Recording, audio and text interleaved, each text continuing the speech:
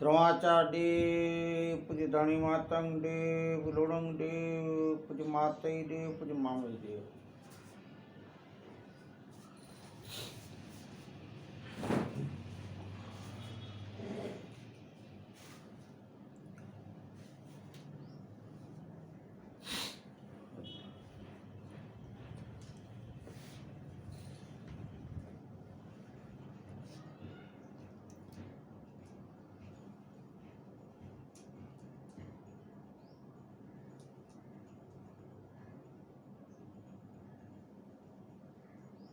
गांधीधाम कच्छ थी दास अशोक महेश्वरी सदगुरु मोच्य मोरारी बापू ना जय श्री राम। ब्रह्मलीन दामोदर बापू ब्रह्मलीन धनजीराम बापू ने कोटि कोटि वंदन नमन हरिओम।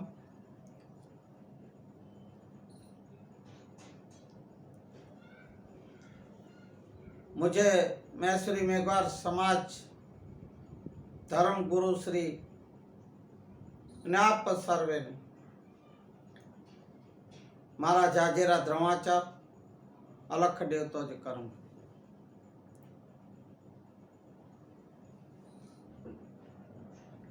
हमणा अपने माघ मास में आ मातंग पुराणु ज्ञान कथन आपणे लई रह्या छीए। द्रोणाचार बोलो दादा ने दादी ने लुणंग देव दादा ने दर्शन करो।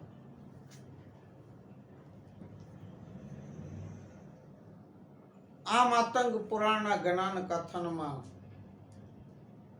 आपणे पूज्य धनी मातंग देवनु जे जीवन चरित्र पूज्य मामी देव लुणंग देव माता देव ये हमारा मेश्री मेघवार समाज ना अवतारी पुरुषो महापुरुषो एमना आपणे वखाण करी रह्या छीए। एमनी एक वेद ज्ञाननी चर्चाओ करी रह्या छीए। एमां जीवन विषे आपणे जाणी रह्या छीए। आ मातंग पुराणनु ज्ञान कथन अथवा तो मातंग पुराणनु आ शास्त्र दरेक मेश्री मेघवार घर में वसवू जोईए, वांचन होवू जोईए, पठन बाळकोने पण ए संस्कार आपो। जो के तो शास्त्रों वांचन भाईओ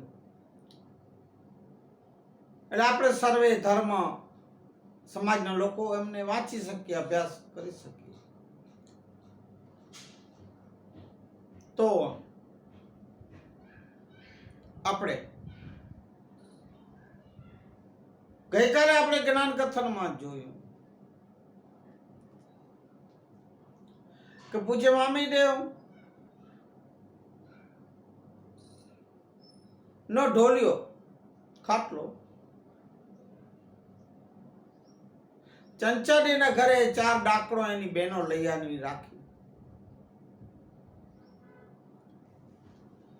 ચંચાડીઓ અતિ આનંદિત થઈ અને પછી એમના માણસોને કીધું મામી દેવનો ઢોલિયો આપણા ઘરે આવી ગયો છે। મામી દેવ એ રહ્યા ઘરમાં, માટે તમે તમારું કામ પ્રચાર ચાલુ કરો। એ ચમચાઓ ચંચાડીના ગયા મેઘવાર વાસમાં। ત્યાં જોઈને મેઘવારોએ ઉઠાડ્યું। મેઘવારે જોયું તો દાડા પણ નતા પોતાના પલંગમાં। મેઘવારે કીધું ચાલો તમે બતાવી તમારા દાદાના કુકર્મો।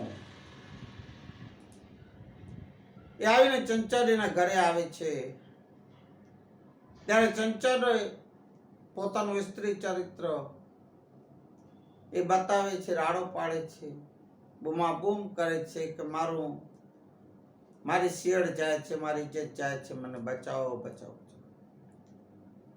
અને માણસો પણ એમના જે ચંચાડીના મામાઈ દેવના માટે અપશબ્દો બોલે ગયા, જેમ તેમ બોલતા હતા, ગાળો બોલતા હતા। આ જુઓ તમારો દેવ, અમારી માતા ચંચાડીના એ એમના ઘરમાં આવ્યો છે રાત્રે। એ બધી બદનામ કરવાની એમની રીતો। દાડા અચાનક આ જાગીને જોઈ છે તો આ તો ચંચાડીનું કોઈ ષડયંત્ર કાવદાવ. દાડા અતિ નારાજ થઈ, ક્રોધિત થઈ અને ચંચાડીને શ્રાપ આપે છે ને ચીચી બનાવી દે છે, ઘરોડી. એ પછી એમના અમારા જે માણસો અમુક જે હતા મેઘવારો એને પણ ત્યારે માલો સોંદરો એમ કે દાડા અમને તો ખબર નહીં, આ લોકો તો અમને ભરમાવીને અહીંયા લઈ આવ્યા, અમે શું કામ આપવું ભૂરું છે, છતાં એ માલા સોંદરા તને ભોગવવું પડશે.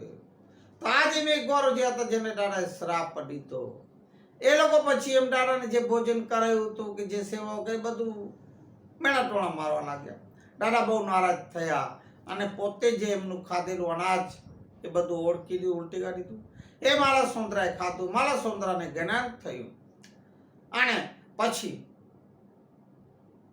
દાદાએ આ વાતથી નારાજ થઈને વાસાવડ ગામના પાણીનું ઉપયોગ કર્યો, ઓળખ કર્યું. મેં શ્રી મેઘવાર સમાજને પણ કહી દીધું કે આપણે કોઈ ધણીમાતંગદેવ ગામ પધર ભુજ તાલુકામાં મેં અહીંયા વાસાવડમાં ઓળખ કર્યો એટલે આપણે આ બધે ગામનું આપણે આપ્યો છે, પાણી તક પીવું ન રહેવું પણ નથી, માટે હાલો. પછી મેઘવારો પણ દાદાની સાથે ચાલ્યા છે અમુક, અને ત્યાં માલો સોંદરો પછી કે દાદા ચાલો આપણે બીજે હું પણ આવું સાથમાં. પછી બધા ફરતા ફરતા જ્ઞાન કથન કરતા અને સોરઠમાં આવ્યા છે. ત્યાં દાદા કહે છે કે હે માલા સોંદરા, હવે મને સોરઠમાંથી રજા આપો, કચ્છ ને સિંધ તરફ હું જાઉં છું, કારણ કે ત્યાં પણ ઘણા બધા મેઘવારો મારી વાટ જોતા હશે. માલો સોંદરો કે દાદા અમને આમ મૂકીને જાશો તો અમે ક્યાં જશું? એ માલા સોંદરા, તને મારા જેવો જ જ્ઞાન પ્રાપ્ત થયો છે, હું તને આશીષ આપું છું. તું આપણા જ્ઞાન ધર્મનો પ્રચાર, પાર્વતી તીર્થનો પ્રચાર એ બધું કરજે અને એ તને પૂજ્ય ધણી માતંગદેવ દર્શમાન થશે, આશીર્વાદ આપશે. એવી હું દાદા પાસે અરજી કરું છું ને તને એમને આશીર્વાદ આપું છું. એમ કરી અને દાદા પૂજ્ય માતંગદેવ હવે કચ્છ તરફ આવ્યા છે. કચ્છ તરફ દાદા પધારી રહ્યા છે. તે આજના આપણે આ પાઠનું જ્ઞાન કથનનું જે નામ છે એ નામ છે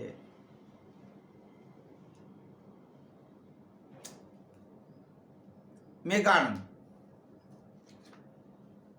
મેઘાનંદની કથા. દાદાના સુપુત્ર પૂજ્ય મામઈદેવના 5 પુત્ર. આમ આવી રીતે મામઈદેવ જુનાગઢ ઉપરથી 12 વર્ષનું દુકાળ દૂર કરી પોતાના મોટા પુત્ર મત્યાદેવ સાથે હવે કચ્છમાં પાછા આવ્યા છે.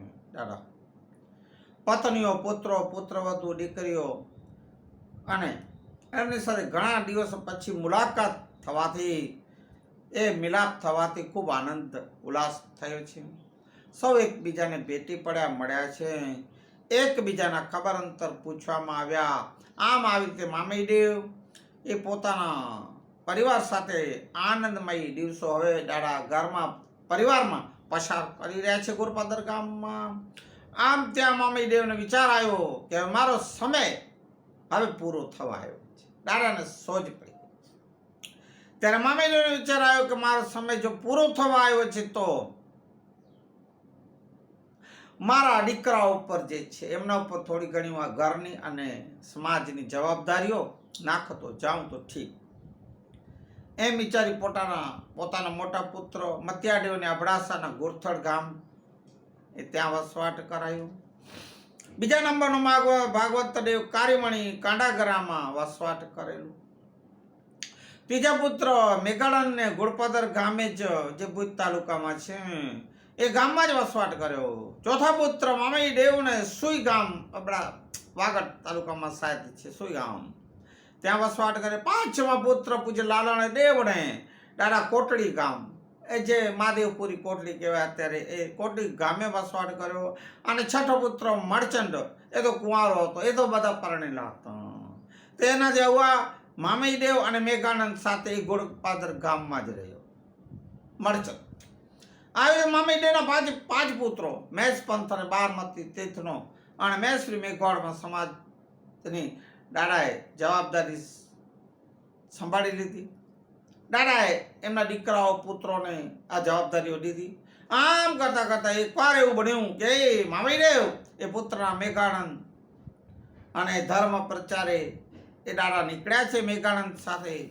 મેં એકવાર સમાજમાં નીકળી પડ્યા. તે પ્રચાર કરીને પાછા વળ્યા હતા. ચોમાસાના દિવસો હોવાથી રસ્તામાં ખૂબ વરસાદ પડ્યો અને ભયંકર વરસાદમાં દાડાથી મેઘાનંદ છૂટા પડી ગયા છે, રસ્તો ભૂલી ગયા છે. મેઘાનંદ વરસાદમાં સપડાઈ ગયા, તોફાનમાં સપડાઈ ગયા છે. આથી વરસાદથી મેઘાનંદ ભીંજાઈ ગયા અને ઠંડીના પ્રભાવ એ દાડાએ ધ્રુજવા લાગ્યા છે. મેઘાનંદ આશરો લેવા આમ તેમ જોવા લાગ્યા, પણ ત્યાં એક દૂર ઝોપડી દેખાઈ.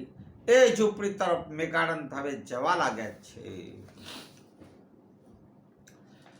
ઝૂંપડીની નજીક જતા જ મેઘાનંદને અતિ ઠંડી લાગવાથી બેહોશ થઈને તે જમીન પર ઝૂંપડીને આગળ પડી ગયા છે. આ ઝૂંપડીમાં હવે ભમરો પારાદી રહે છે.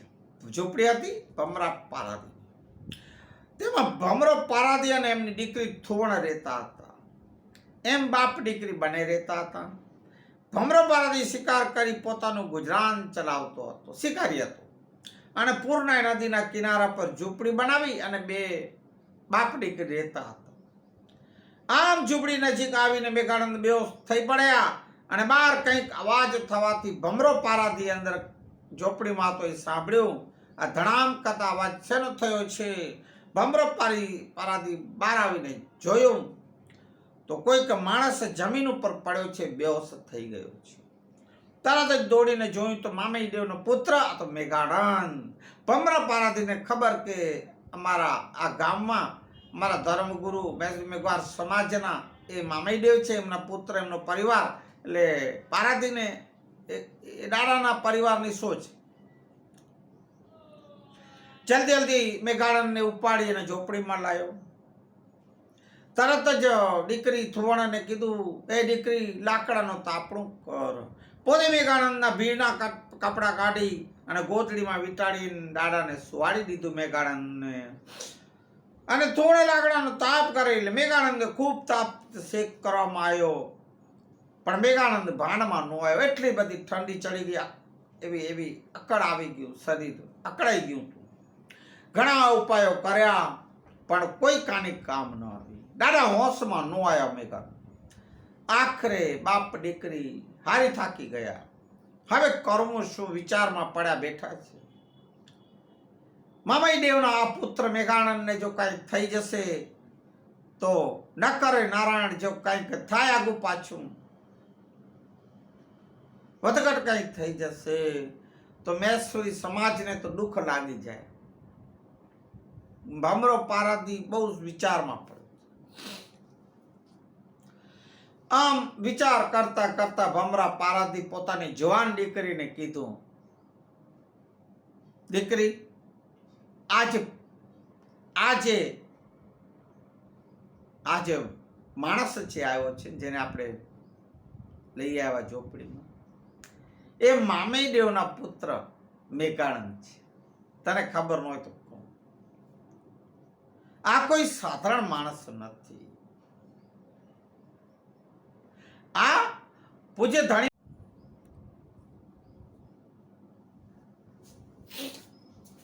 હરિયો ક્ષમા કરજો. બધે એ જ રામાયણ ને કંઠાણ મોબાઈલમાં વિડીયો બંધ થઈ જવાથી અડચણ, એ જાહેરાતો એડવર્ટાઈઝ. તો આમ એમની દીકરીને પારાથી ભમરો કે છે, હે દીકરી, હવે આ દેવને બચાવવા માટે આપણી અતિ જરૂરી જવાબદારી બની રહી છે. કારણ કે એ તો એક ધર્મગુરુ છે મેઘવાર સમાજ, પણ વિશેષમાં રાજા મહારાજાઓનો પણ એ ધર્મગુરુ છે, જાડેજાઓનો, રાજવીઓના. મને એમને નમન કરે રાજા મહારાજાઓ. મારી દીકરી કોઈ પણ હિસાબે આપણે બચાવવા જરૂરી છે. આવા દેવ પુરુષને બચાવવા એ ધર્મનું કામ છે. એમ ભમરો ભમરો પારાધી કહે છે, એટલે હે દીકરી, હવે કોઈ બાપ આવું કે જવાન દીકરી પણ ભમરો પારાધી પણ મજબૂર હતો. શું કરે? દેવ પુરુષને બચાવવું હતું. જવાન દીકરીને આવું કે કોઈ કરે? ભમરો પારાધી મેઘાનંદ મહાપુરુષને, દેવ પુરુષને બચાવવા ભમરો પારાધી એમની દીકરીને કહે છે. ભાઈઓ બહેનો સાંભળો તો ખરા, આપણા દેવો માટે પણ શું શું નથી કરી ગયા પારાધી જેવા વ્યક્તિઓ પણ. સમાજના લોકો પોતાની દીકરીઓને હોમી દીધી, દીકરીઓના જીવન અર્પણ કરી દીધા. શું કીધું ખબર? તે દીકરી હવે તારા હાથમાં છે. દીકરીએ કીધું, બાપુ પિતાશ્રી બોલો. માટે હવે સાંભળ, હું તને નમન કરીને કહું છું દીકરી, કે તારા અંગનું જે આ શરીરનું જે તાપ છે, એ તું તારો અંગ, તારું શરીર, એની તાપ, એની ગરમી, એનું હૂફ તું આ દેવ પુરુષને આપ, એનું મિલાપ કર. એ થકી કરે ધણી માતંગ દેવ મામઈ દેવ તો હોશમાં આવી જાય, ચેતના આવી જાય. મને એવું માનવું છે દીકરી થુવણ એ પણ ભાઈ આ ભમરો પારાથી પણ આવા જે વિચારો રાખનાર, એની દીકરી તો ઓછી તો હોય નહીં ને.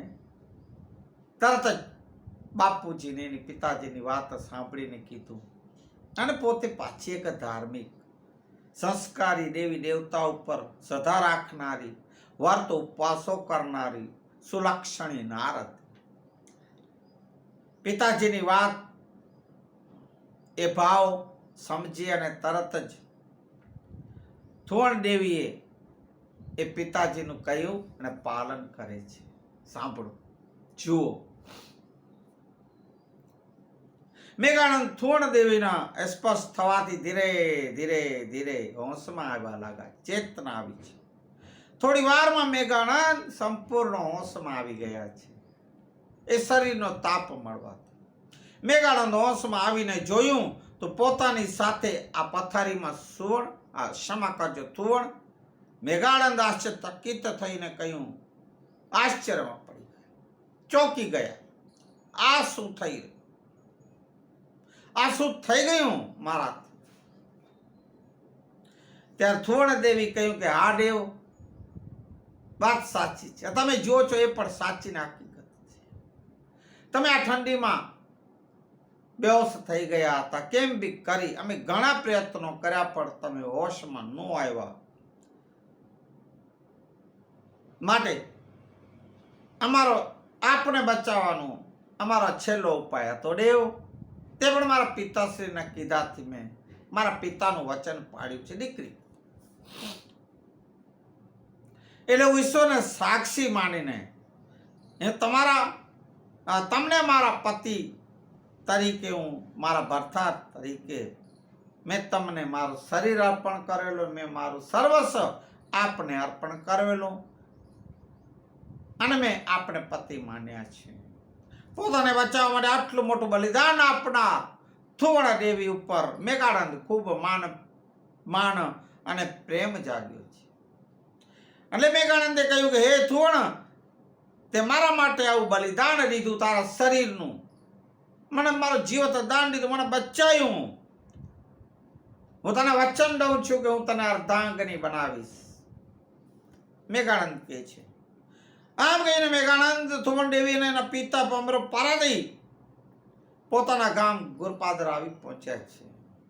મેઘાનંદ ગુરપાદર ગામમાં આવી આવવા મામઈ દેવ પિતાશ્રી ને મામઈ દેવ પોતાની માતાઓ આગળ આ બધી વાતો કરે છે, અને સઘળી વાતો સાંભળી અને પોતે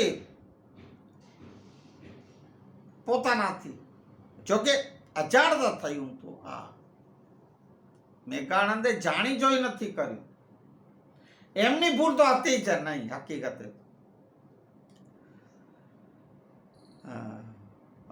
ઠીક, હવે એ તો દેવોની વાત છે ભાઈ, અવતારી પુરુષોની, તે આપણાથી કઈ કહેવાય નહીં. જે અવતારી પુરુષની લીલા હશે. હકીકતે પૂછે મામી દેવ ને ખ્યાલ આવ્યું, ખબર હતી કે મેઘાણંદથી જાણતા નથી થયું, અજાણતા થયું. એ પી એમનું જીવન બચાવવા થોણ દેવીએ કર્યું છે. ભમરો પારાદિયા પગલું લીધું. હકીકતમાં મામી દેવશ્રીએ એમના પુત્ર મેઘાણંદને આટલો આકરો તપ કરવું કે વર્ત કરવું કે આ એવી સજા નહોતી દેવી. સજા જ કહેવાય. એ બી ભૂલ જ નથી. એ પાપ એમણે જાણી જોઈ કર્યું જ નહોતું.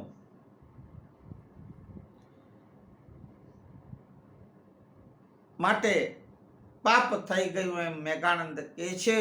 અને હું એમને અર્ધાંગની બનાવવા તૈયાર થયો છું. દાદા હું તૈયાર છે, એ પણ મારી અર્ધાંગની બનવા તૈયાર છે. ભમરો પારાથી તૈયાર છે મારા લગ્ન કરવા. મામી દેવ કહ્યું કે હે મેઘાનંદ, હવે સાંભળો, આપણે ધર્મ ગુરુ છીએ. સમાજને પાપ અને કુકર્મોથી દૂર રહેવાનું આપણે બોધ આપીએ છીએ. આપણું એક કાર્ય, અને જે કોઈ પણ આ કાર્ય કરવાનું હોય તે ધર્મની મર્યાદામાં રહીને કરવું હોય છે.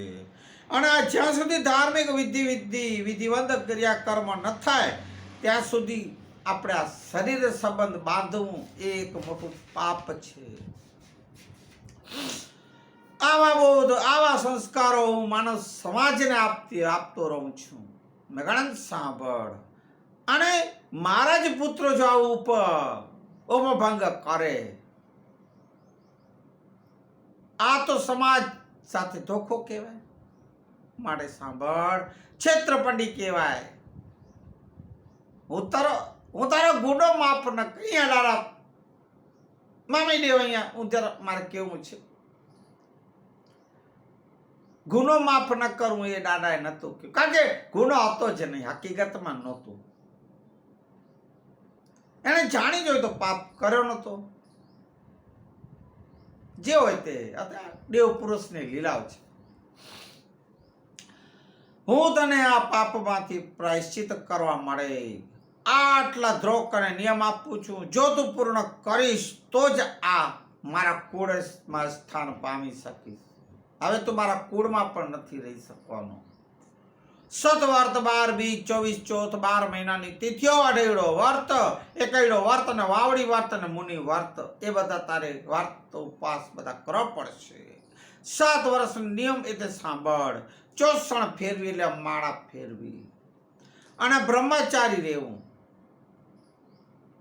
અને સાત્વિક ભોજન, મોંથી દૂર, જમીન ઉપર સૂવું, 5 કેસ રાખવા, 12મતી તીર્થનો વાયક પાડવું, અને ત્યાર પછી 6 માઈઓ વર્ત રાખી ધ્વજ વણજ યજ્ઞ એક કરી, અને આ વર્ત ઉપવાસની તારે પૂર્ણાવતી કરવી. એમ દાડા કહે છે. મામીદેવ મેઘાનંદને કઠોર નિયમ આપી અને વાગડ તરફ હવે ચાલવા લાગ્યા છે. આવા મામીદેવ આપેલ કઠોર નિયમોનો પાલન કરવા મેઘાનંદ તૈયાર થઈ ગયા છે. દાદાના એક નીતિ નિયમોનો વચનો દાદાનો હુકમ હતો. એટલે આની બધી ક્રિયામાં તો વર્ષો લાગી જાય. એના માટે એકાંતવાસ વાળો વિસ્તાર જોઈએ એમ મેઘાનંદ વિચારે છે. એટલા માટે મેઘાનંદ બેડો ડુંગર ગઢ ગોમલી વિસ્તાર નક્કી કર્યો છે. ગઢ ગોમલી એ અત્યારે અમારું મહાન તીર્થધામ છે, ગઢ ગોમલી. અને આવી રીતે મેઘાનંદ અને થુવણદેવી પાપનો પ્રાયશ્ચિત કરવા મળે બેડા ડુંગરે ગઢ ગોમલી એ તરફ પ્રયાણ કરે છે. મેઘાનંદ અને થુવણદેવી જતા જતા એ ક્યાં જઈ રહ્યા છે કોઈને પણ કયા વગર એ જતા રહ્યા છે. કોઈને પણ ખબર નથી. 2-4 દિવસો બાદ મામીદેવ પાછા વાગડમાંથી કચ્છ આવી ગયા. મામીદેવને ખબર પડી કે મેઘાનંદ મારો પુત્ર કોઈને પણ કીધા વગર હવે ચાલી ગયો છે અહીંથી. મામીદેવના પરિવાર ઉપર આફત આવી ગઈ. આખો કુળમ શોક મગ્ન થઈ ગયું છે. 4 પત્નીઓ ભૂરી દેવી, ભીદે દેવી, હીરા દેવી, મેડલે દેવી, પુત્રો બત્યાદેવ, ભાગવતદેવ, મહાદેવ, લાલાણદેવ અને તેમની ધર્મ પત્નીઓ ભાઈ મળચંદ, મેઘાનંદની પત્ની, આવી રીતે આખું કુટુંબ શોક મગ્ન થઈ ગયું છે. અને પુત્ર મેઘાનંદ કઈ બાજુ ગયા છે એની ખબર લેવા માટે મામી દેવ ધ્યાન મગ્ન થયા છે.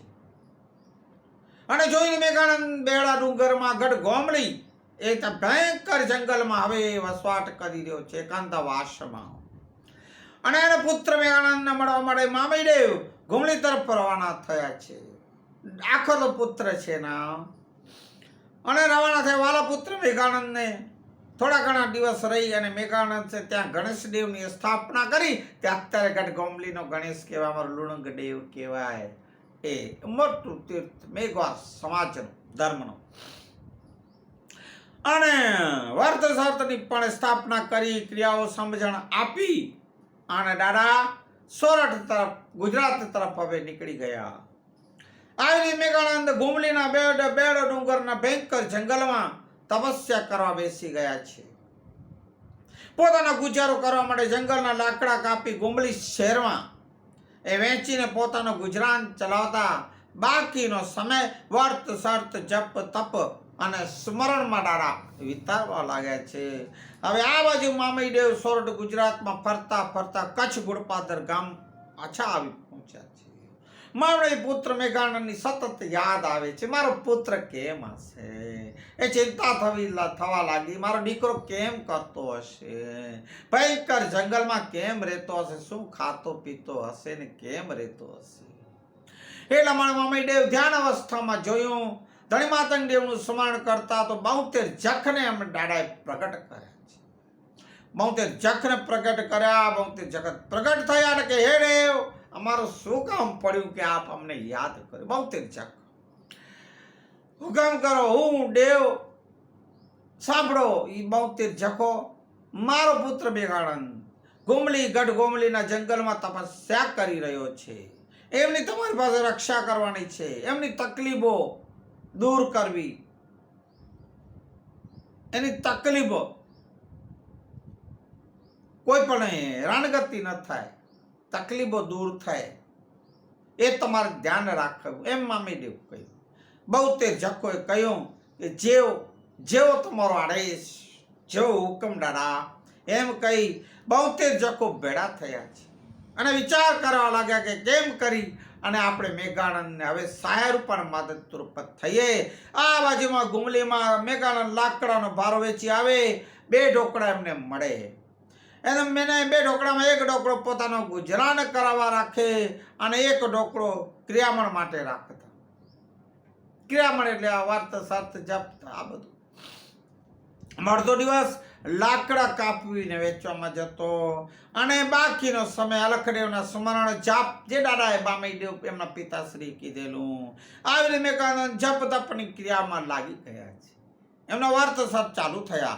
આમ 7 વર્ષ 7 નિયમ વણજની સમય મર્યાદા 12 વર્ષની હતી. 12 વર્ષ. આ 12 વર્ષ સુધી મેઘાનંદને ગુમલીના અઘોર જંગલમાં રહેવાનું હતું. 1-2 દિવસની વાત નહોતી. 12 મહિના 2 વર્ષની વાત નહીં, 12 વર્ષ. આ સમય દરમિયાન મામઈદેવ અતિ ચિંતાતુર અને દુઃખી રહ્યા કરતા હતા. મેઘાનંદનું આ જીવન જોયું છતાં પણ મામઈદેવ ધર્મ પ્રચાર કરતા, ગામો ગામ નીકળી પડતા. મને કમને જાય, દીકરામાં મન લાગેલું. અને આવી રીતે એકવાર મામઈદેવ ચોવારી ગંગાના કિનારે આવી પહોંચ્યા છે. ચોવારી ગંગાના નદી પ્રવાહ જોઈ મામીદેવ ખૂબ ખુશ થયા. આજુબાજુમાં ફેલાયેલા વનરાય જાણે બાગ બગીચાની યાદ અપાવતા હોય. દૂર દૂર સુધી ફેલાયેલો આંબલીના ઝાડો. આમ અદ્ભુત પ્રકૃતિની ઓળખ અહીંયા થઈ રહી હતી. આટલી કુદરતી એક નજારા. મામીદેવ આ રમણીય સ્થળ જોઈ વિચાર કરવા લાગે કે અહીંયા કોઈક ધાર્મિક સ્થળ હોય તો ખૂબ સુંદર લાગે. એમ વિચારી મામઈદેવ ધ્યાનમગ્ન થઈ ગયા છે. જ્યારે ધ્યાનમાં અવસ્થાઓ જોયું તો ભવિષ્યમાં બનનારી ઘટના જાણ થવા લાગી. મામઈદેવને ખબર પડવા લાગી કે ભવિષ્યમાં સિંધ અને કચ્છનું એ વિભાજન થશે. ભારત પાકિસ્તાન જે હાલમાં વિભાજન થઈ ગયા એ.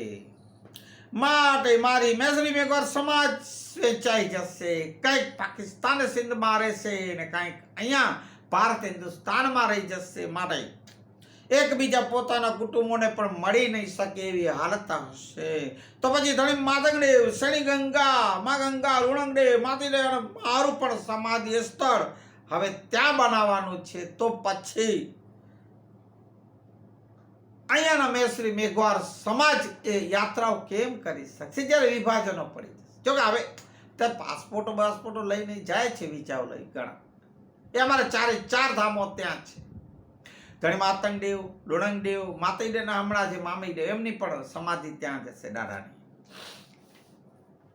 આમ બિચારી મામીદેવ પોતાની જટાનો વાળ અને ચોટલો કાપી હાથ પગના 20 નખ કાપ્યા અને ચોવારી ગંગા ના કિનારે જઈ એક સુંદર સ્થળ પર દાદાએ ખાડો કર્યો. ખાડો ખોદી અને સફેદ અને રાતો અંચરો કાપડું લઈ અને તેના ઉપર શ્રીફળ સોપારી મૂકી અને પછી જટાના વાળ મૂક્યા છે. આ નખ રાખી જટાના વાળ અને નખ રાખીને ધણી માતંગનો દેવને ધૂપ અને ઋગ્વેદ, સામવેદ, યજુર્વેદ અને અથર્વેદના શુદ્ધ ઉચ્ચારણો અને કરીને અહીંયા ધણી માતંગ દેવ, શેણી ગંગા મૈયા, લુણંગદેવ, માતૈદેવને પોતાની કરાઓ આપવામાં આવી છે. અહીંયા રાખવામાં આવી છે દાદાની.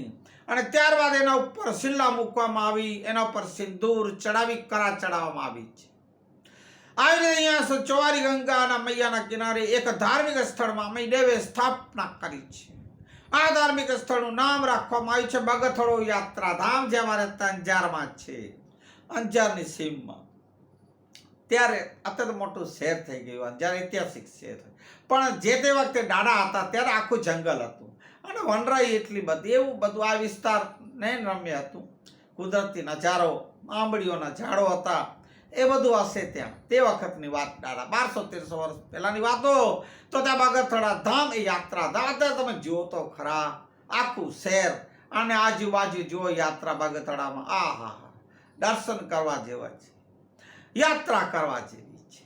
અમે તો અવારનવાર જઈએ મારા વાલાઓ, અંજાર જઈએ, દાદાના દર્શન તો કરીએ. માભાઈદેવ કહ્યું કે મેસરી મેઘવારો તમે અહીંયા આવી શુદ્ધ મન વચન કર્મથી ભાવથી યાત્રા કરશો અને ચોવારી ગંગામાં તમે જો સ્નાન કરશો તો તમને એ શેરી યાત્રાનું ફળ એ અહીંયા મળશે. ચારે ધામ જે સિંધ પાકિસ્તાનમાં છે એમનું ફળ, એ શેરી ગંગાનું ફળ, એ ચારે ધામોનું ફળ એ અહીંયા મળશે તમને. એટલી બધી દાદા મહિમા લીધી છે. અને એવું હું તમને વચન આપું છું, દાદાએ કીધું છે. આવું મામઈદેવ વેદોમાં કહ્યું છે. આવી મામઈદેવ ચોવારી ગંગાના કિનારે જે હાલમાં અંજારમાં છે એક ધાર્મિક તીર્થની યાત્રા ધામની દાદાએ સ્થાપના કરેલ. આજનો આ મામઈ સમાપ્ત છો. મામઈદેવનો વિષય અને પૂજ્ય ધણી માતંગનું એક ચરિત્ર મહિમા માતંગ પુરાણનું આજે આપણે જ્ઞાન એ અહીંયા આપણે વિરામ લઈએ. એના પહેલા મેશ્વર્યા પાંજો દેવ યાચીદો હે મેઘવારા પાંજો દાડો આયો આય જગ પંચરાથ જીગાલ્યો કેંદો જગ મંડાણ જાલે કાઢી દોર ગનાદો એ ગત કે વેરાયને હાયો મારો સણાઈ દો આય મેં સૂર્યા પાંચો દેવાયો આય એ પાંચો દાડો આયો આય. બોલીએ પૂજ્ય ધણી માતંગ દેવ કી, પૂજ્ય લુણંગ દેવ કી, પૂજ્ય માતઈ દેવ કી, પૂજ્ય મામઈ દેવ. आज के आनंद की हरिओम. शांति शांति शांति. ए रारा तू दया जा सागर.